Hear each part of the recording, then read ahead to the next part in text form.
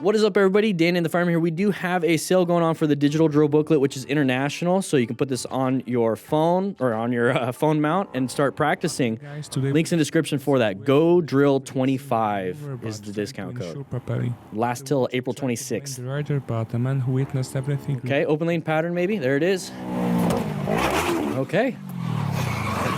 So it happens quick. It's not like the open lane pattern is going to be presenting itself for a while.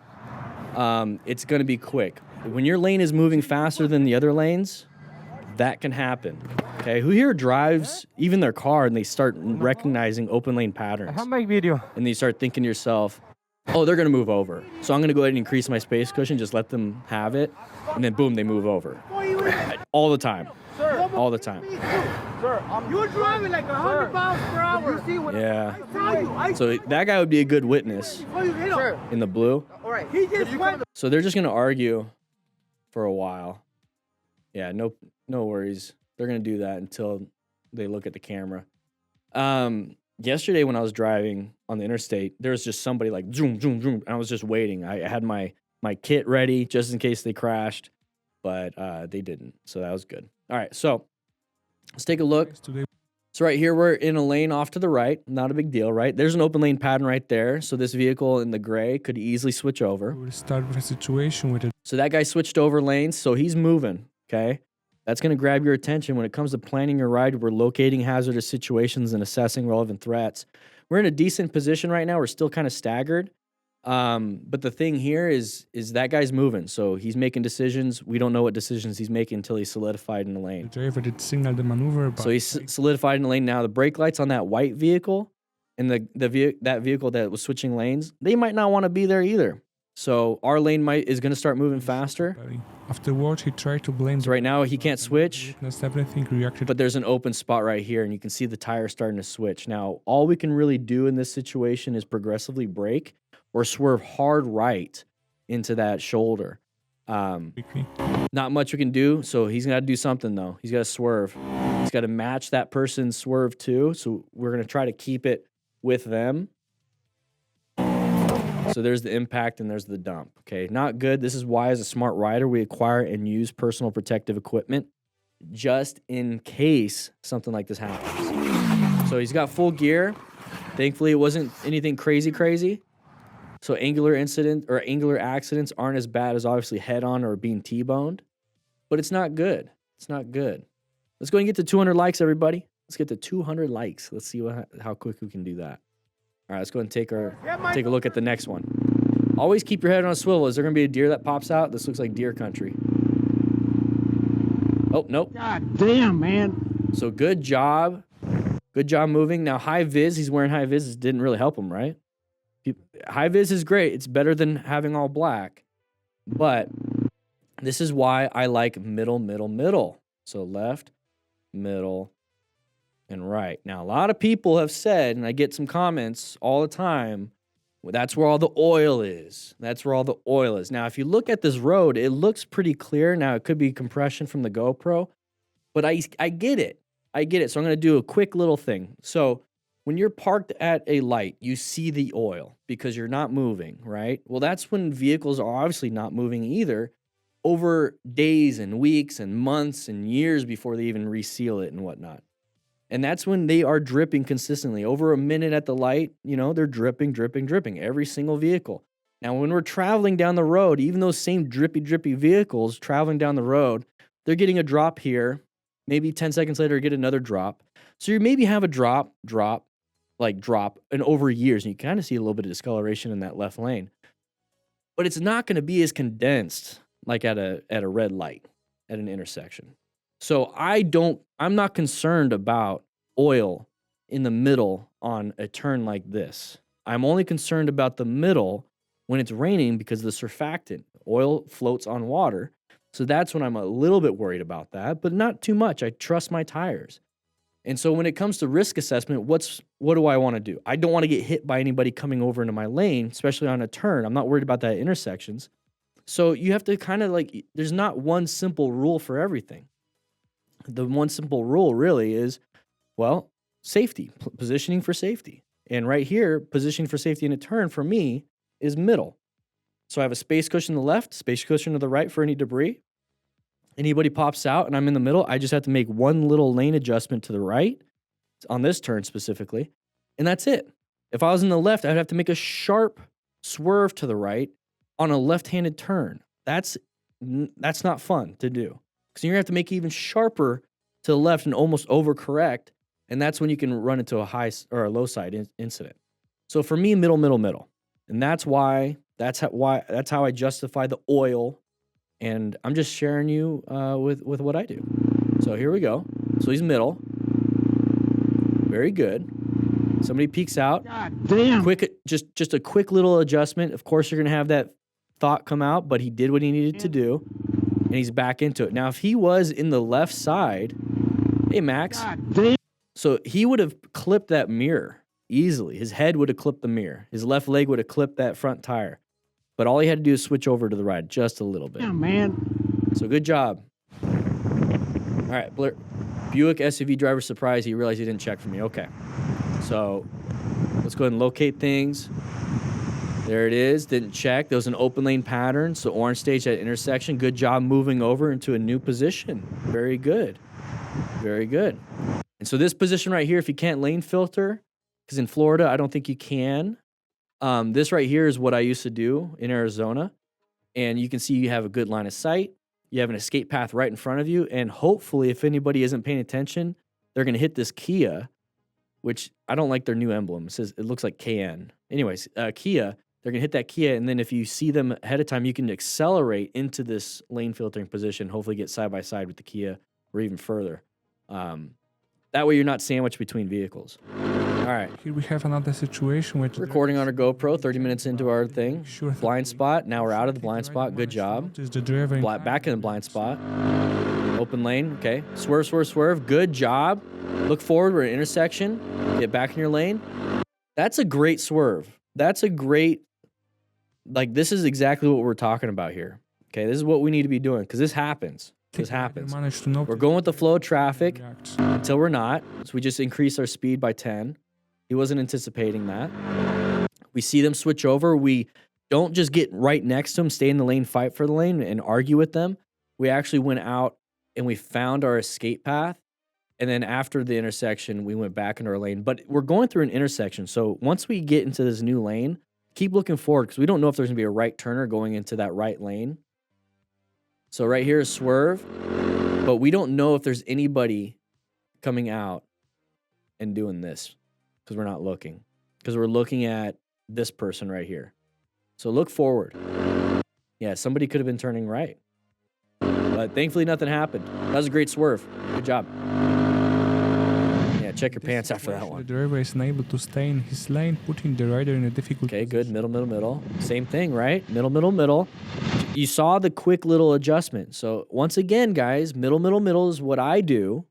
Try it out for yourself. See if you like it or not.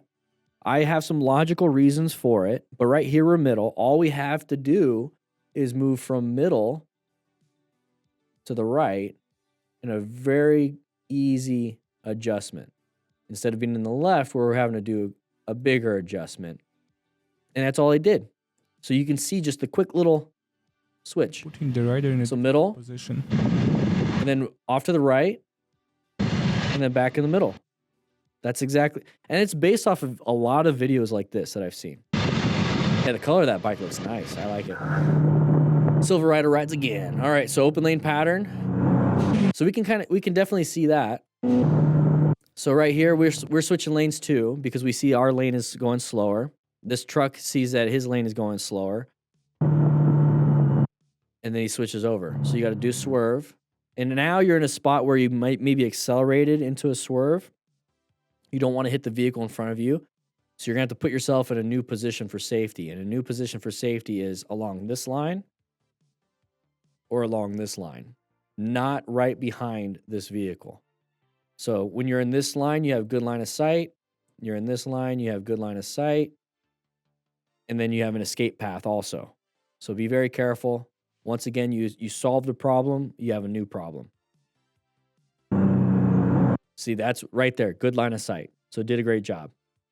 Perfect. So line of sight, escape path. So that's part of planning, guys.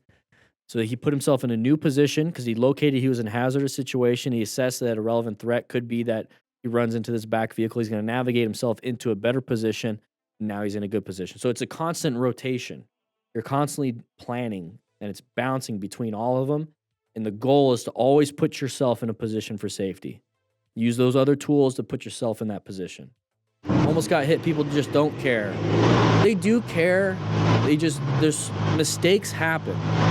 So there's something about, like when we project negative feelings and aspects towards people's mistakes, people just make mistakes. It's not that they don't care. They care. It's just that mistakes are the reality of life. And when we project that, somebody doesn't care about us or somebody doesn't because they made a mistake, that's when you get into some real problems where mistakes, you're not allowed to make a mistake. No, mistakes happen. Now, on a motorcycle, when a mistake happens, it could be deadly. And that's why we're trying our best to keep ourselves safe with the Smart Rider principles. But let's try to keep that negative out and just say, hey, people make mistakes. What can I do to protect myself when people make mistakes? Because it's going to happen. It's not that they didn't care. They're trying to get out of the roadway. You almost got hit by a taxi. Open lane pattern, guys. We're seeing open lane patterns in the middle in this video a lot.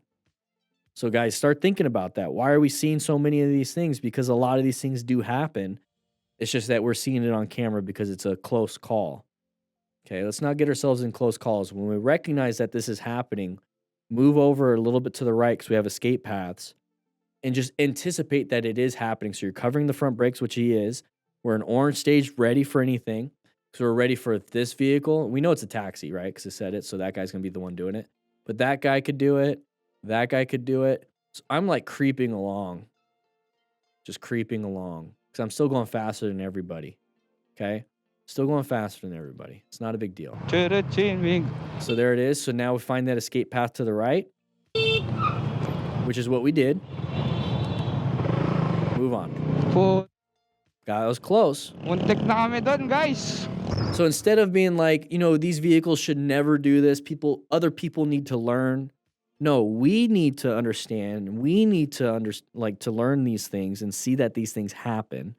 And then we need to find solutions to these common problems that no one else is going to fix for us. And so finding an escape path, planning, everything, locating this hazardous situation, knowing full well that this is a possibility, that there's 1 out of 8 of those cars that did the dumb thing. So that means 7 other people are doing the right thing. We need to just go ahead and get ourselves out of a dangerous spot. Because if you don't, then you're never going to learn. Going a little fast here, way higher than the flow of traffic. Good swerve back. Driver clearly didn't insure and we can't deny his fault. On the other hand, it seems like the bike was moving too fast given the heavy traffic. I'm curious, what's your take on this?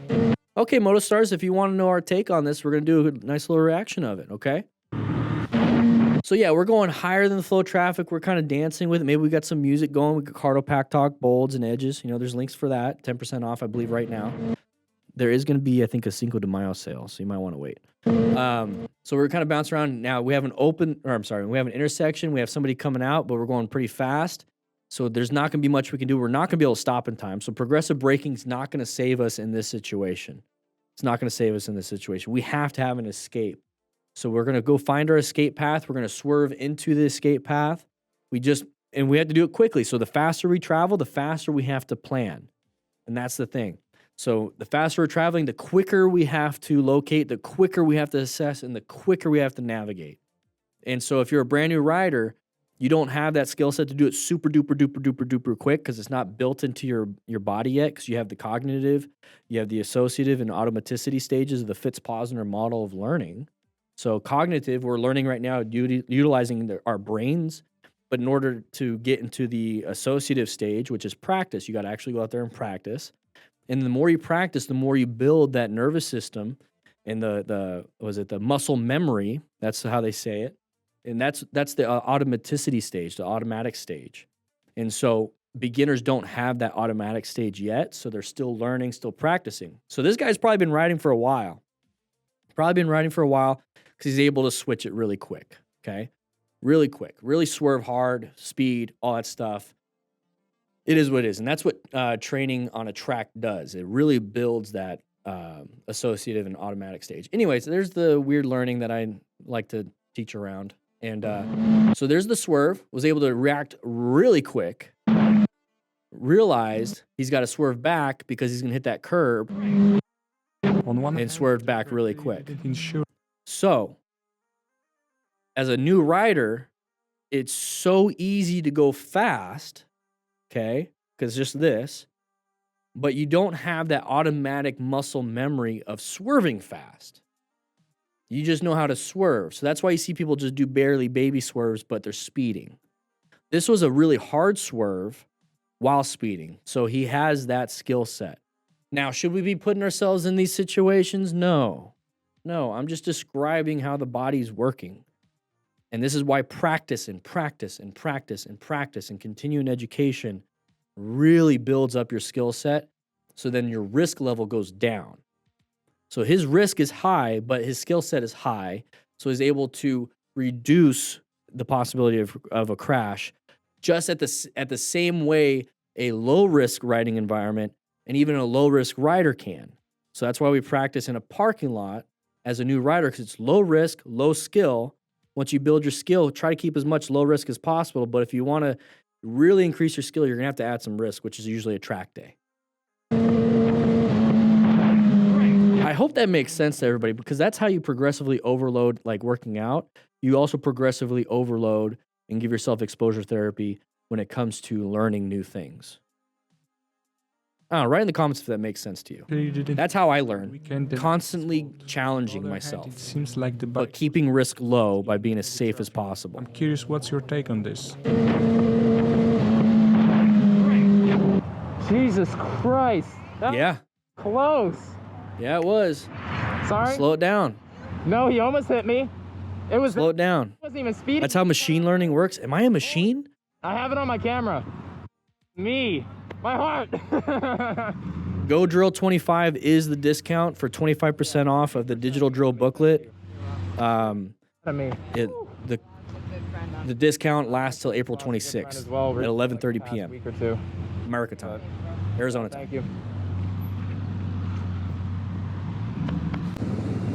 Little duckies. Okay, anybody's gonna pull out and hit us? No, we just got an idiot in our lane. So position ourselves. Once we see this, we don't want to fight for it because they don't have room to get back into their lane. They don't have room. They're side by side.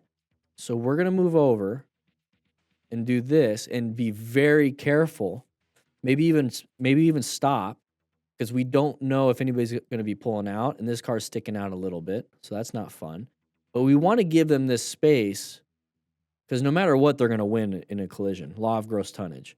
Give them the space so that they can pass and they can get over. And then once they pass and get over, you can get over. Just position. Who cares? It's not a big deal. Practice your slow speed. This is practicing slow speed.